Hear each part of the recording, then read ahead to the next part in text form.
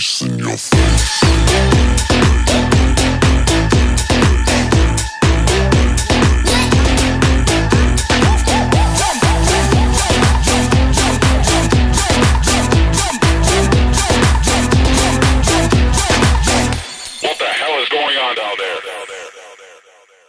Assalamualaikum warahmatullahi wabarakatuh. Saya Desi Armainis dengan nomor NIM 201-407-077 akan menjelaskan mengenai beberapa materi mengenai strategi pembelajaran dalam matematika lanjutan sekolah dasar.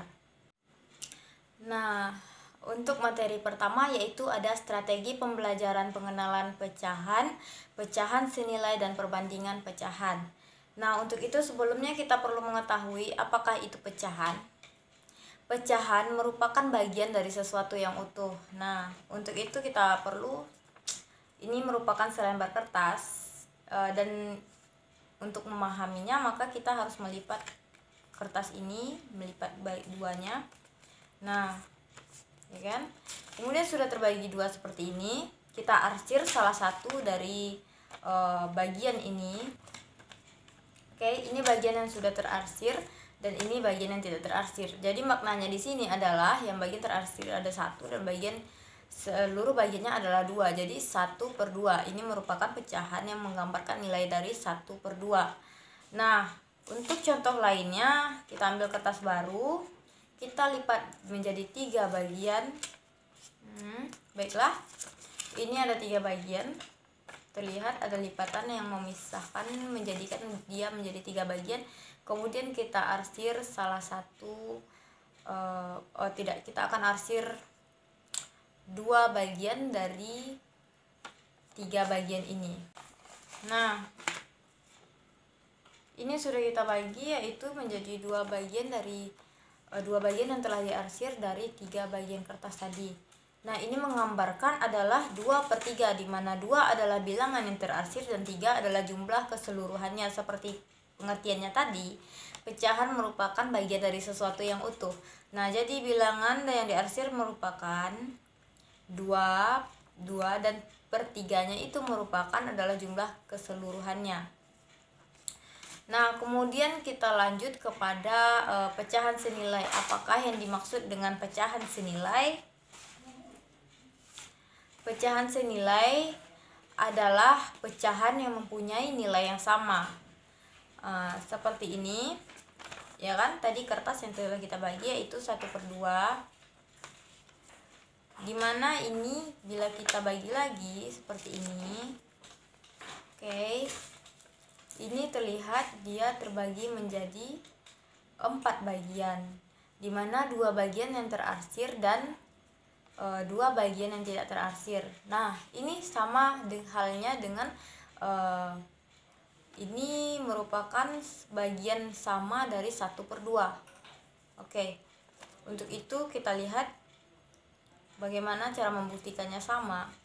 2 bilangan terarsir dan 2 bagian yang tidak terarsir yaitu sama dengan 2/4, dimana 1/2 ditambah 1/2 sama dengan 2/4.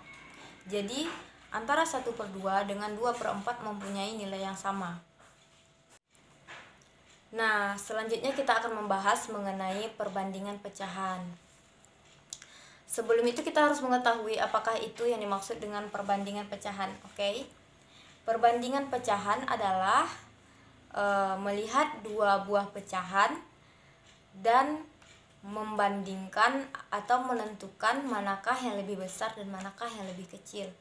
Nah, untuk itu saya sudah menyediakan sebuah soal, contoh soal ini, dimana di sini terlihat adalah pecahan 1/2 dan di sampingnya adalah pecahan 1/4. Nah, untuk menyelesaikan ini, mengetahui manakah pecahan yang lebih besar dan pecahan yang lebih kecil, maka kita membutuhkan menyamakan penyebut di antara keduanya. Bagaimana caranya? Baiklah, karena di sini adalah pecahan yang terbesar, bilangan penyebutnya adalah 1/4, maka kita harus mengubah 1/2 menjadi bilangan yang penyebutnya adalah 4/4, ya kan? Nah, untuk itu kita mengambil contoh. Ini adalah bagian dari 1/2. Kemudian untuk mengubah dia menjadi bilangan penyebut yang sama yaitu per 4, maka kita akan membagi pecahan tersebut, melipat bagian 1/2 tadi hingga dia membentuk ini pecahan 2/4, ya kan?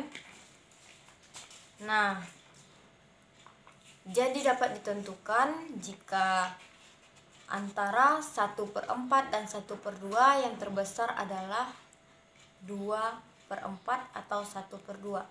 Jadi untuk itu maka kita dapat menulisnya 1/4 lebih kecil dari 1/2 atau 1/2 lebih besar daripada 1/4.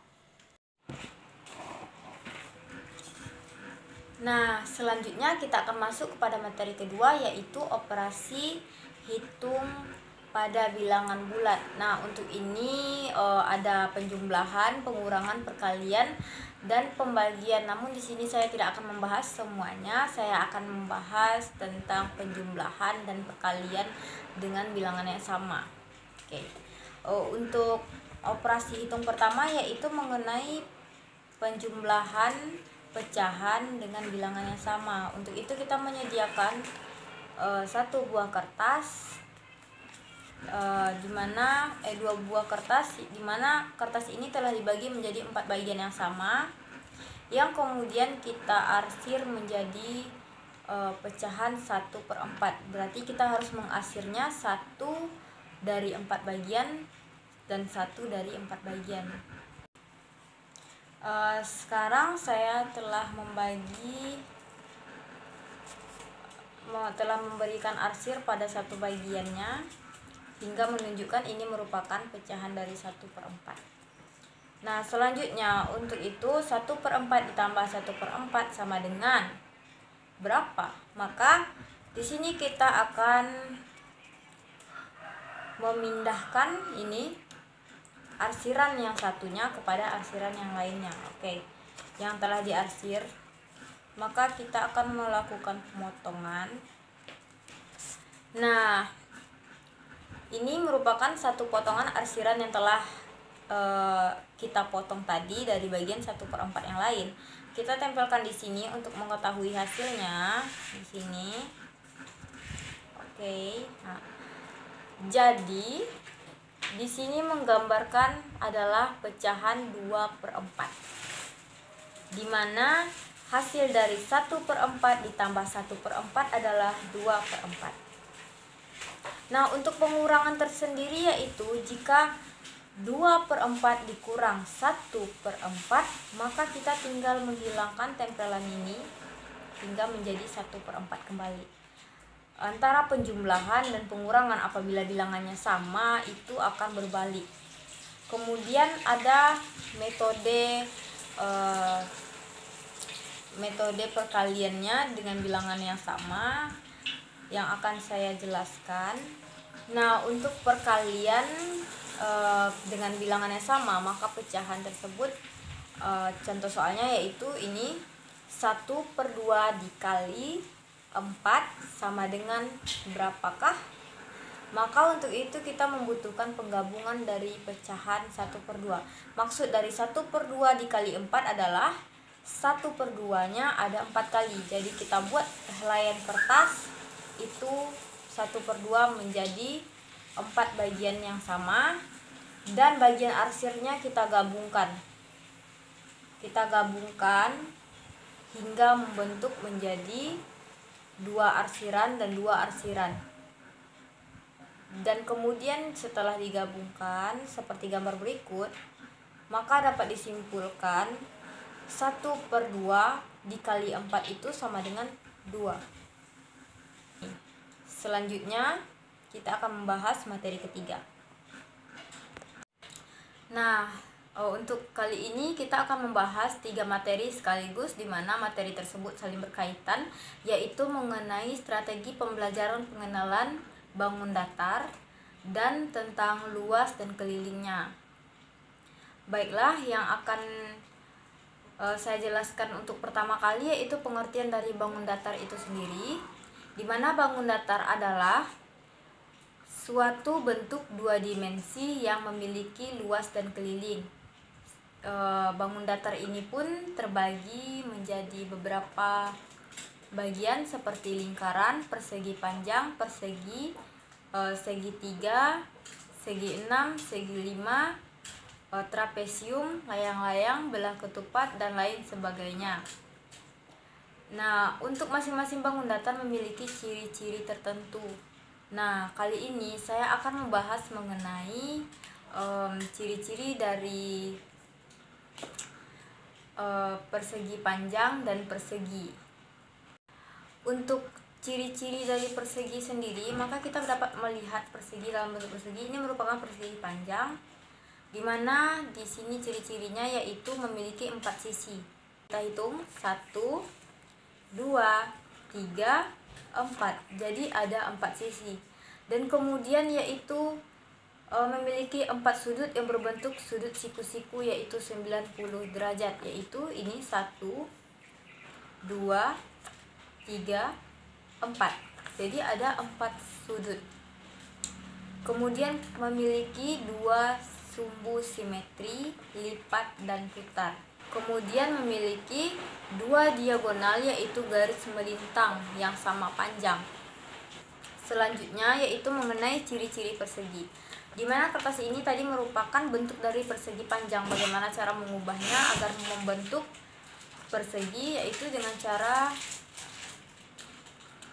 melipat bagian ujung sini membentuk segitiga. Kemudian sudah terbentuk seperti ini, kita akan melakukan pemotongan di bagian bawah sejajar dengan yang telah kita lipat ini. Oke. Nah, setelah dipotong maka bentuknya akan seperti ini, lalu dikembangkan akan menjadi sebuah persegi. Di mana persegi memiliki ciri-ciri, memiliki 4 sisi yang sama panjang, yaitu 1, 2, 3, 4. Kemudian memiliki sudut 90 derajat atau sudut siku-siku.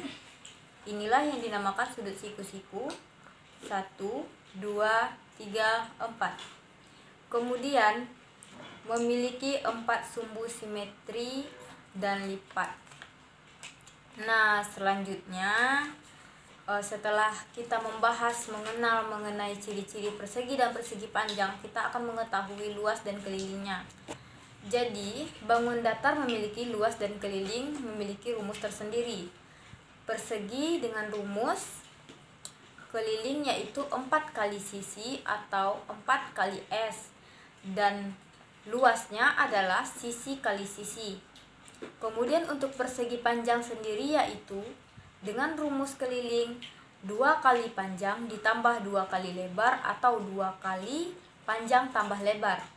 Nah, selanjutnya untuk luas persegi panjang yaitu panjang kali lebar sama dengan luas. Nah, masih banyak lagi rumus-rumus dari bangun datar yang dapat diperhatikan pada gambar di samping. Baiklah, selanjutnya kita akan membahas mengenai contoh soal dari salah satu bangun datar tersebut, yaitu persegi panjang. Nah, contoh soalnya yaitu diketahui panjang suatu persegi panjang adalah 8 cm dan lebarnya adalah 5 cm. Maka berapakah luas dan keliling dari persegi panjang tersebut? Untuk menjawabnya, maka kita dapat merumuskan luas sama dengan panjang kali lebar, yaitu 8 dikali 5 sama dengan 40 cm. Jadi, untuk luas dari persegi panjang tersebut adalah 40 cm persegi. Kemudian, untuk keliling dari persegi panjang tersebut kita menggunakan rumus 2 kali panjang tambah lebar. Nah, untuk 2 kali panjang tambah lebar ini maka kita harus melakukan penjumlahan yang di dalam kurung terlebih dahulu, yaitu 8 ditambah 5. 8 ditambah 5 adalah 13, dikali 2 adalah 26 cm. Jadi keliling dari persegi panjang tersebut adalah 26 cm. Nah, cukup sekian dari pengenalan kita mengenai bangun datar dan rumus antara luas dan kelilingnya. Selanjutnya yaitu kita akan menambah satu soal lagi mengenai luas dan keliling dari belah ketupat, layang-layang, dan trapesium. Kita akan mengambil salah satu bangun datarnya yaitu mengenai belah ketupat. Seperti yang kita ketahui, rumus dari belah ketupat ini sendiri adalah kelilingnya 4 kali sisi dan luasnya adalah diagonal 1 dikali diagonal 2/2. Nah, untuk itu coba perhatikan soal di samping. Gambar ABCD di atas adalah belah ketupat dengan AB sama dengan 10 cm, AE sama dengan 8 cm, dan DE sama dengan 6 cm. Tentukanlah keliling dan luasnya. Penyelesaiannya yaitu sebagai berikut. Kita masukkan rumus keliling yaitu 4 kali sisi. Keliling sama dengan 4 kali AB, yaitu tadi adalah 10 cm. Jadi 4 dikali 10 sama dengan 40 cm. Nah, untuk mencari luas dari belah ketupat ini kita menggunakan rumus diagonal 1 dikali diagonal 2/2.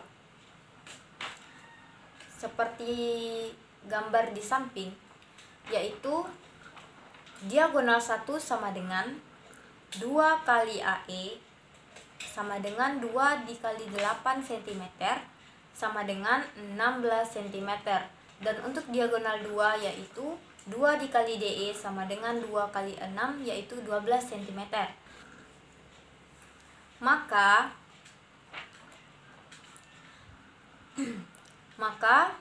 menggunakan rumus luas yaitu diagonal 1 dikali diagonal 2/2. Kemudian luas sama dengan 1/2 dikali 16 cm dikali 12 cm yaitu 96 cm persegi. Jadi luas dari belah ketupat tersebut adalah 96 cm persegi. Baiklah, hanya sekian yang dapat saya bahas pada hari ini.